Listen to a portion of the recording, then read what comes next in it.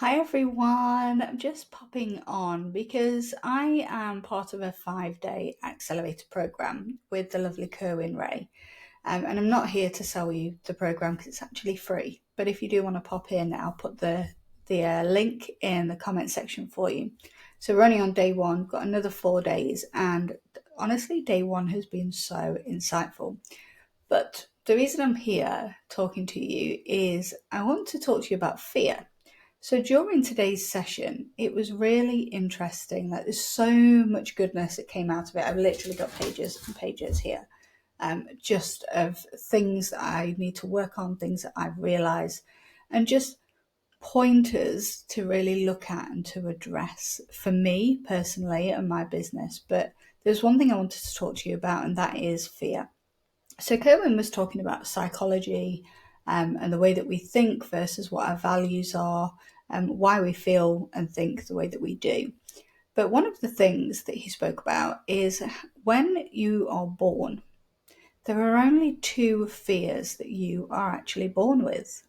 One is a fear of falling. Now, I still have that fear. Two is a fear of loud noises. Personally, I don't really have a fear of loud noises, so I've obviously unlearned that behaviour. But just two fears you are born with, each of us are born with. Every other fear that we have in our life, in our mind, in our heart, how we're feeling right now, is a learnt behaviour. So we've either told ourselves to be fearful of something, or it might be that society or a particular person has told us that we need to be fearful of something.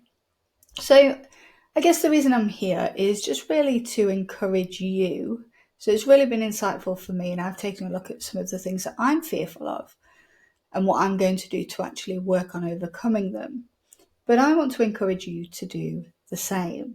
So you may have a number of fears, and I'll just give you a handful right now. It might be a fear of actual success, of actually achieving the things that you want to, because maybe you're the first in a line of generations that have never actually done this thing that you're working on.